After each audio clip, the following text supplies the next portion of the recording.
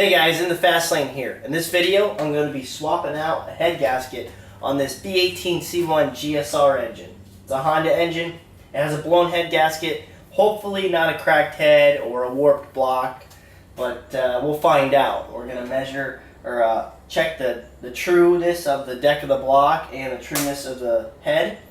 Also, it has coolant getting in cylinders 1 and 3, and the reason I know that is pull the spark plugs and one side's starting to get washed off on the plug on both cylinders. So I'm going to give a brief overview of what I'm doing. I'm going to pretty much break it down for you, and then I'm going to take it apart and come back and show you what I did, stuff like that. This setup, it's turbocharged, so it doesn't have headers or anything like that, but I'll pull the wastegate, just 2 bolts, and I'll take out the bolts on the exhaust manifold, and then I'll take off my oil feed line and stuff like that, you know. But that really doesn't have anything to do with what you guys are going to be doing unless you're turbocharged. But the main thing that I have to do is I got to loosen the bolts down here on the bottom of the power steering bracket.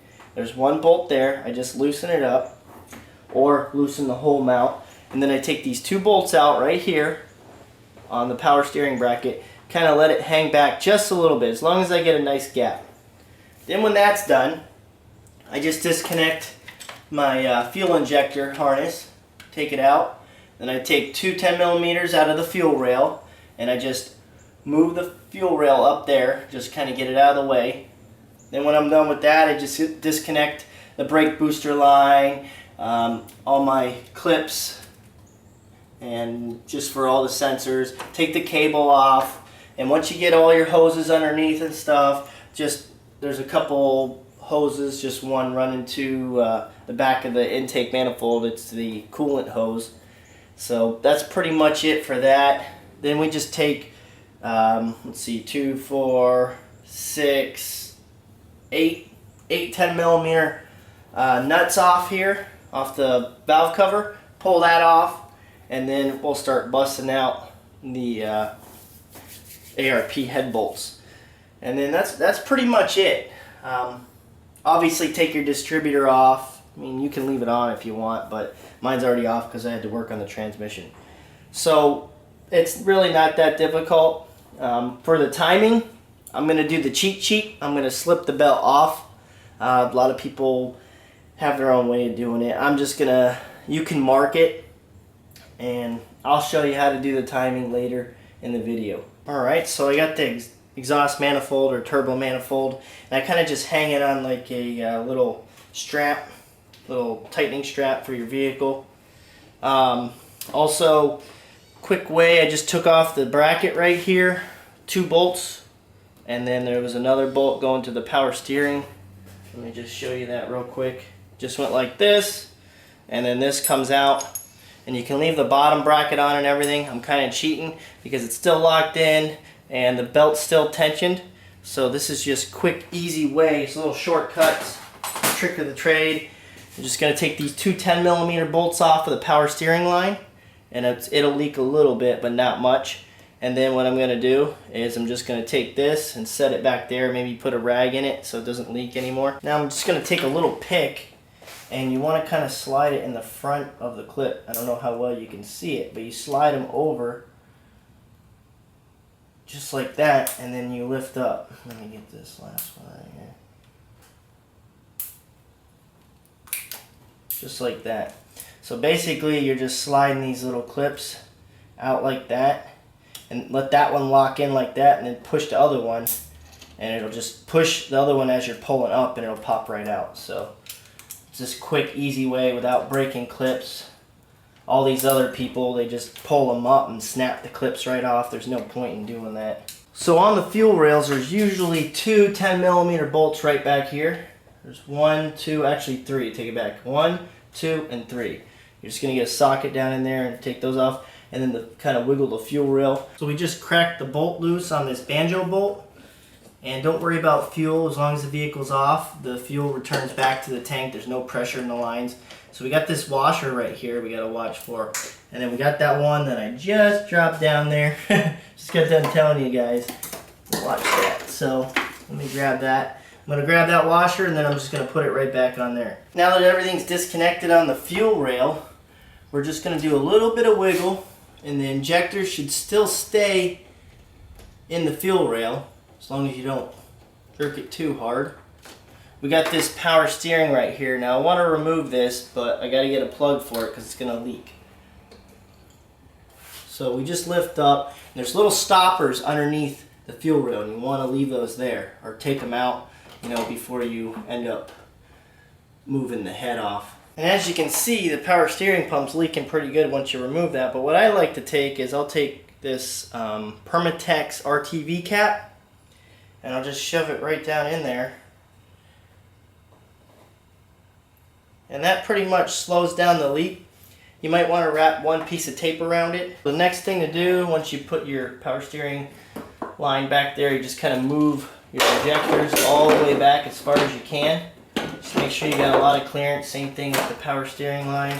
Injectors, I kind of put them all in the same spot over here so that they don't get stuck on the intake when I'm trying to move it.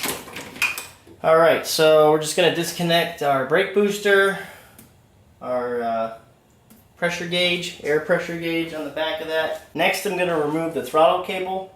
I made this extension, it's actually sockets because this is an aftermarket motor. But I'm just going to take the bolts off here and take it off from the throttle, and that's it. Just set that aside. Then I'm going to take this clamp off right here, just the one on the top, and that's pretty much it. I don't think there's anything else underneath.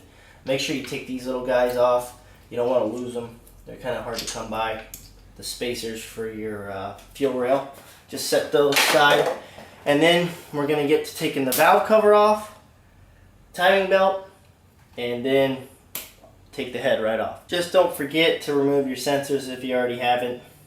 All these are already removed because I already swapped the transmission out just about a couple hours ago. Also on the back over here you've got your throttle positioning sensor. Got to unplug that. And in the very back you got your idle air control valve, IACV. You're going to remove those plugs, so don't forget to unplug those. Now that all that stuff's removed, we're on to just taking out the 2, 4, 6, 8, 10 millimeter bolts that hold the valve cover on. Just unscrew those and watch out for the little seals underneath them, little grommet seals, because those tend to want to fall off and they're kind of hard to find sometimes when you lose them. You can leave your spark plugs in. If you haven't already pulled your spark plugs, go ahead and pull them. And then we're going to take the valve cover off and then pretty much slide the timing belt off. But right before we slide the timing belt off, we're going to set it to top dead center, and I'll show you how to do that. Right now all of our 10 millimeter bolts are off, and you want to be careful. Like I said, watch these things. So now we're going to lift, but you're probably not going to be able to break the seal, so you might have to hit it with something like a rubber mallet or the back end of a sledgehammer. And let me get one real quick. Tap it a little bit. Give it a little tap just to break the seal. There we go. There we go. Okay, now that you got that, just watch these little guys. When you jerk up too hard, they kind of want to pop and you lose them. So lift a little on one side, on another. Now we're just going to lift straight up and collect all of these little caps right here, these little rubber grommets. I'm going to pull them all out just because I don't want to lose them. Make sure you get your gasket. Try not to stretch it out, because if you overstretch it while you're pulling it up, if it's stuck with some RTV, then it'll have a hard time fitting. There we go. Let's set that aside with the valve cover. Now what we need to do here is we need to take all of these, I believe they are 12 millimeter. Let me just double check that. Yep. We're going to take all these 12s and 10s. Well, not the 10s on here. We got to take 2, 4, 6, 8, 10. 2, 4, 6, 8, 10. So we got 20 bolts, and then we got two 10s right here, 10 millimeter and 10 millimeter. So We got 20 14s and 4 10s, and then we got 2 more 10s over here, so we got a total of 8 10s, 2 here, 2 here, 2 here, and 2 here, and then we got to take all these out right there. And then that'll let the cam caps come up. Now, keep in mind, you got to remember where all your cam caps are when you take them off. You might want to number them, so you don't want to mess them up, because this right here, this one in the middle, it says 3 with an arrow. They all have arrows facing. They're already numbered except for these ones right here. You can't really mix these ones up. So just take a good note. If you can't remember it, take a picture of it for later. So I'm going to go ahead and remove all these bolts, set them aside. Keep in mind when you reassemble it, these tall ones right here always go in the middle. And the reason for that is the valve cover in the middle. It holds that little piece down, the little slip that goes over the spark plug wires. First thing we're going to do before we take the cam caps off is we're going to turn this crank and get it top dead center. So we're going to put a wrench on here, and then we're going to go up top and look at the mark on the timing cover and turn it until we line it up with top dead center, or watch the cams. So what I'm going to do is I'm going to watch the cams for top dead center, and I'm going to turn my crank. So I'm going to get under here and I'm going to turn it. And I don't have any spark plugs in there. You could take your spark plugs out because it'll be a lot easier to turn. If not, it's going to be under compression. So I'm going to turn it till we get to top dead center. Alright.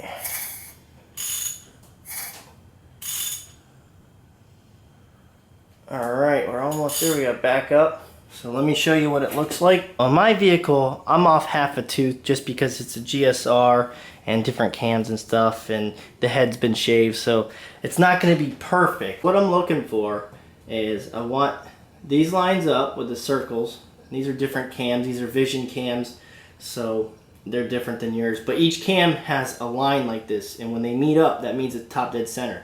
Now don't mistake it for these lines, because these are just the outside lines. You got to have your arrow facing up. I think on the stock GSR cams there's like a line up, or it'll say T or something like that. And then there's a line. You want these two lined up. So I'm going to try to line them up as best as I can. So I got to go backwards just a little bit.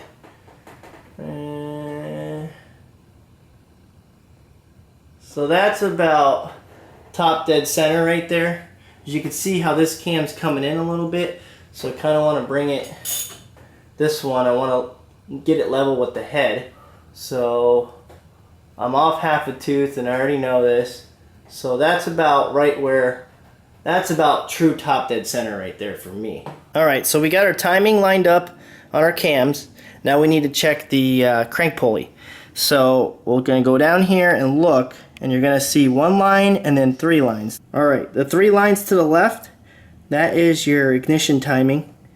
And then to the right, that 1 line, that's your timing mark. So that's top dead center. And the little arrow above it on the plastic casing, the timing casing, that is your top dead center mark. So you need to line that up by looking straight down with that. That's just as important as the cam timing. Alright, so the timing, I got it set up, and I'm just going to slide the belt off. It's a little tight, but if you go little by little, you'll be able to slide the belt off.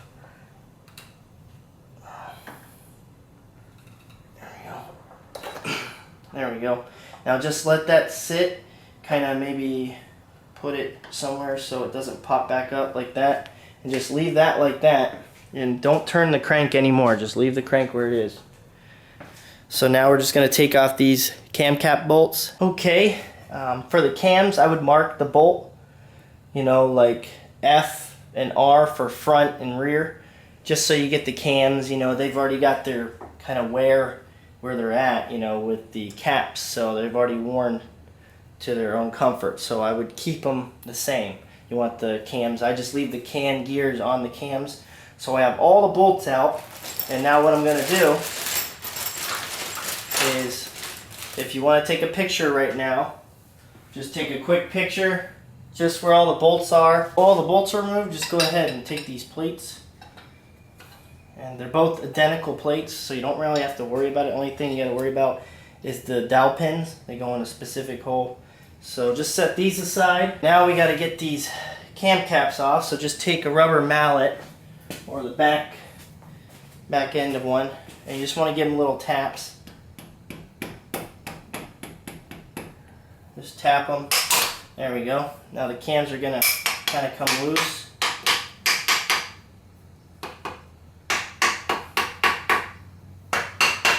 Just tap everything. It should come right out. Just make sure you got everything. There we go. Loose.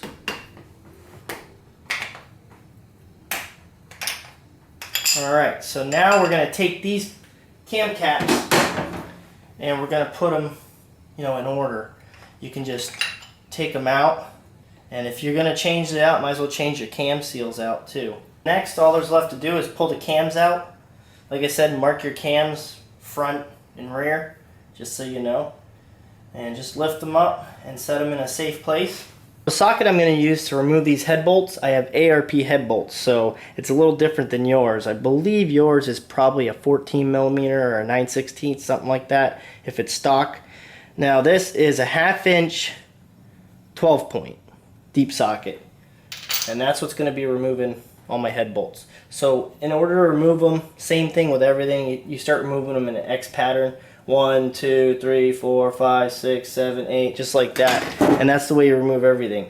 So it evenly comes up. Okay, so I got a little box. I'm just going to set it right here. Just so that I can kind of 1, 2 lift it. So let's get the light over here out of my way. And we need to break it loose. So try to rock it. There we go. So here was my stinking problem. The doggone head gasket was getting stuck. It wouldn't come up over the ARPs, so it was ruining it.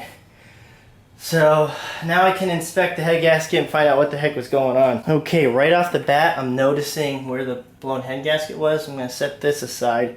A lot of times you can look at the gaskets and you can see where they sealed, and you'll see like a hot brown spot, and I'm going to show you right here. Or not brown, but you see that blackish brownish spot? That was combustion getting into the coolant. These are coolant ports right here, and you can clearly see that that is, coolant right there, and that's carbon.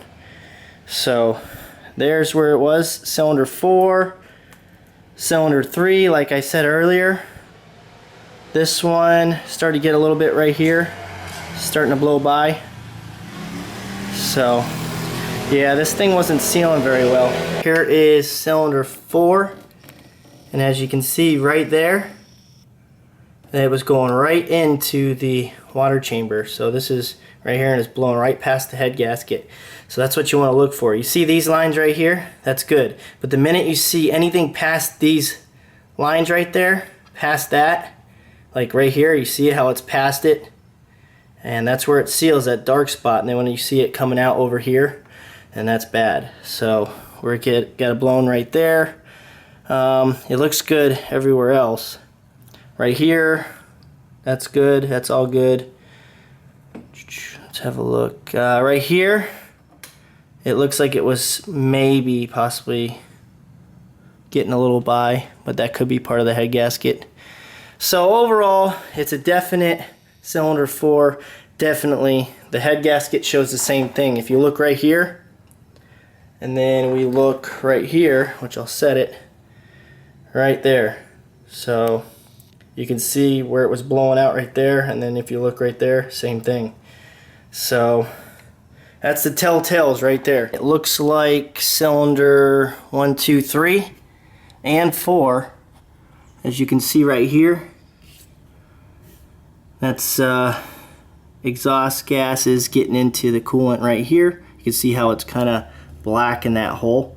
And then over here on cylinder 4, same thing. It was busting out and hitting both these coolant ports. So that's where it was at. So that's where we're going to kind of look and see. Everywhere else looks okay. There could be slight leaks, but cylinder, actually right here, There it is right there. Look at that. It was getting right in there. Everything was leaking. You can see where it was starting to wash it away right there on cylinder number 3. It was starting to clean it up. And maybe a little bit right here too. So definitely a blown head gasket. And we're going to put a level on it, a straight edge. A professional one, not just a straight edge you get at Home Depot, but a machine cut one. Now in order to clean an aluminum block and head, it's very crucial that you don't use anything extremely abrasive. Now this is it's a little dirty, but this is a Scotch-Brite plastic abrasive pad. It doesn't have any aluminum fibers like the green stuff. The green has like an aluminized material in there, and it'll scratch it, and you can take couple thousandths of an inch off if you rub it. With this, it's just plastic. So when the fibers go, it's not going to hurt your bearings and that. So I just cut a little piece off for a thumb. Just a little piece like that. And I'll take this little piece and I'll dip it in gasoline. And then I'll just work on this little spot right here. Let me show you how good it works. So here's a little spot right here. Put a little gasoline on there. And this is just oil right here. But all this black is head gasket. So we're just going to lightly rub. And you can see the gas is just taking it right off. I'm hardly pushing. I'm just keeping my thumb on it.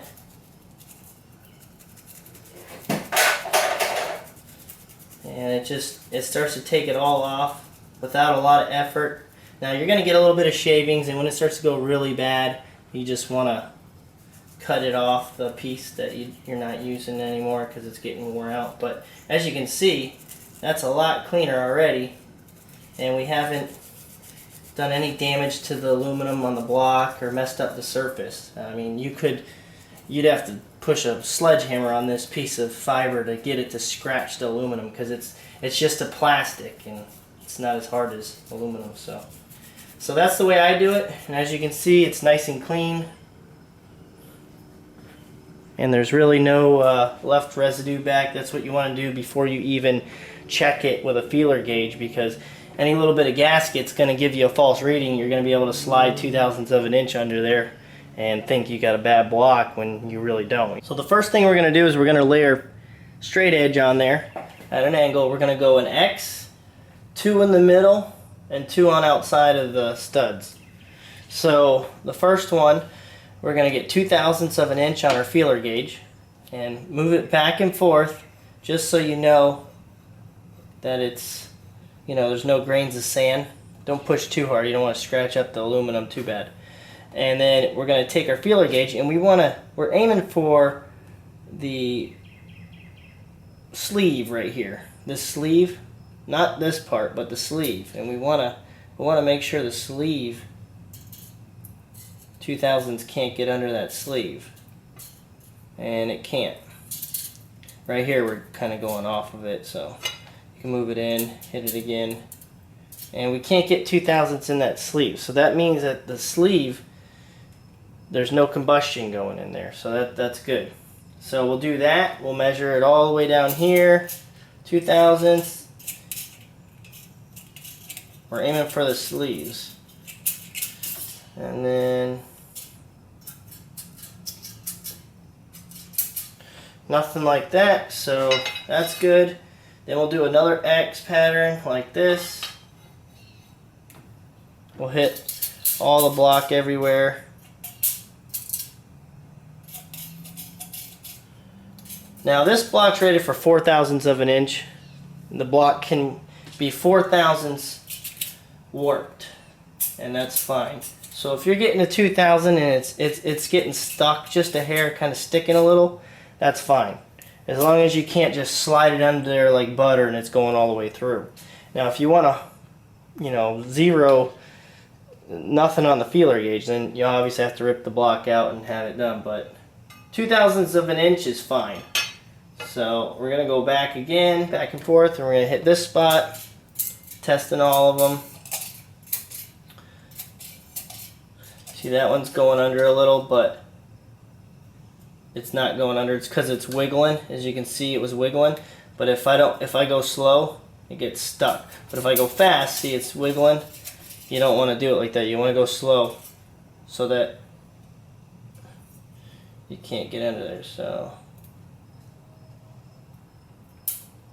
see that one, it can't go under there. It's getting just a tad under, but that could be due to like just a little piece on the block. So let's hit it again. And yeah, now it's getting stuck. So always double check, you know, because you're going to compress this head. So if it goes under, kind of slide it back and forth again to see if you can't get it, you know, in that groove. Maybe it's a little piece of gasket still on there, you know, sticking up just a hair, and it doesn't go on. So we did that one. Now we're going to bring it over here. We're going to slide it back and forth just a little. We're going to hit every part of the block.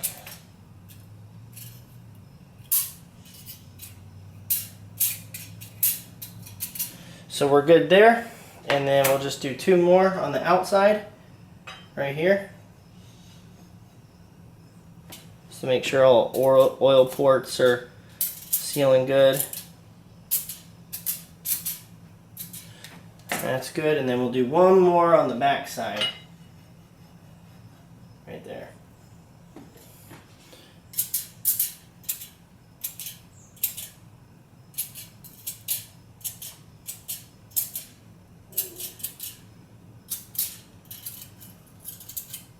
So thank the Lord, this block checks out. Before I put this head on, the deck's really clean. And right here is an oil port. Here's an oil port. Here, here, here, here, and here, and around here. I'm gonna put a very paper thin layer of ultra gray Permatech. The gray stuff, it's the high torque, and I would only use this or Honda Bond. I wouldn't use anything else. So this works good under high torque, which that's what's gonna happen with this head. So I'm not gonna show you putting the head on because, you know, it's just gonna be a little bit of time consuming. I gotta spray the gasket both side, and I'm gonna spray it with copper spray a gasket, Permatech copper spray, high temp sealant. I use this on all of my builds. I spray both sides of the head gasket. I'm using, for head gasket, I'm using a, which head gasket a Felpro multi-layer steel head gasket. I haven't had any problems with those. If you want to see this being applied to a head gasket, go check out my video on, I believe it's replacing a head gasket on a Ford Ranger and Mazda B2300. So check that out. Just a quick tip before assembling the head, I always put a little thin layer of some gray Permatex RTV on here. As you can see, the coolant port is a must, and then I ran it all around each cylinder on the intake. So I also have a gasket, but this just reassures that I'm not going to have any problems or leaks. Now when you're putting head gasket on, this is a Felpro. You see right here, that means UP, up. So this is the top part. So I got the head all torqued down, and pretty much set the head down on top of it, and make sure you dip all of your washers and nuts in the 10W30 oil, or whatever engine oil you're using, or use ARP grease. Put them on there, torque them in a pattern of 1, 2, 3, 4, 5, 6, 7, 8, 9, and 10. If you need a quick reference, here's the Honda, or the Haynes manual. There you go, right there. There's a quick image for you. Composite. You don't want to forget a new seal right here for the oil pressure. Also, on these caps right here, you're going to want to put some RTV silicone right here on this edge right here where it meets the cylinder head. On this one and on this one back here. You're just going to put a little lip over there of some RTV. Over here, same thing with the end caps. You're gonna put a little RTV here, here, and here. So when putting these cam caps back on, make sure you get some 10W30 or assembly lube and put it all in there, because you don't want them to be dry when it first fires up. Want to rub a little bit right here and a little bit right here. Now this is where it meets the cylinder head, and this is where it usually is prone to leak. So each cap is going to be numbered, and we're working on number 2. Now if you look at the caps, make sure you clean them out really well. You want to clean these oil ports right here and underneath here, and always put some, like I said earlier, 10W30 or assembly lube in the journal. Also right here there's a number 2. It's right in there with the arrow, and the arrow is always going to be facing towards the cam. So we're just going to take this number 2, dip our finger in some oil. We're going to oil up this side, and then oil up this side. Now the cam is already completely oiled. Make sure you oil the cam before you put it in there also. So we're going to do number 2, and number 2 is just going to go like this. And you can always check and see where the oil holes are and stuff, because you want to get that just right.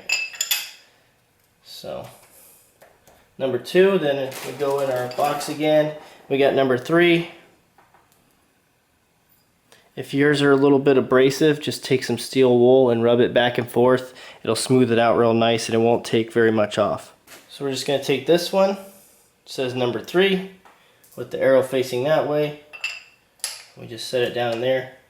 Give it a light tap. For these two, same thing. Oil them up and put some RTV on them. So let's put some oil on it first.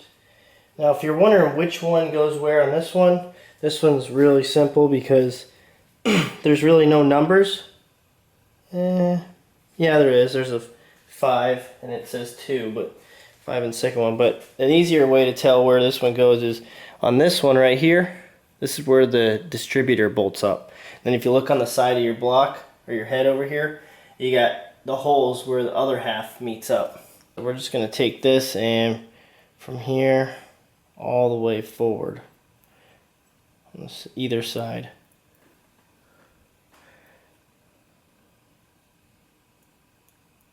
So this is what we're doing. Just like that.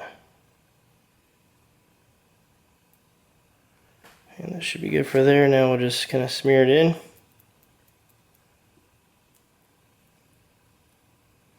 And if you don't do this, it'll leak.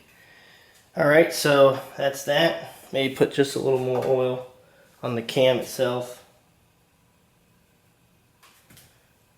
And set that on there just like that. Now we got that one. The next one, like I was saying, has a little cap, and this cap goes right here, and then you put the other piece on. It covers it. So actually I had it backwards like that.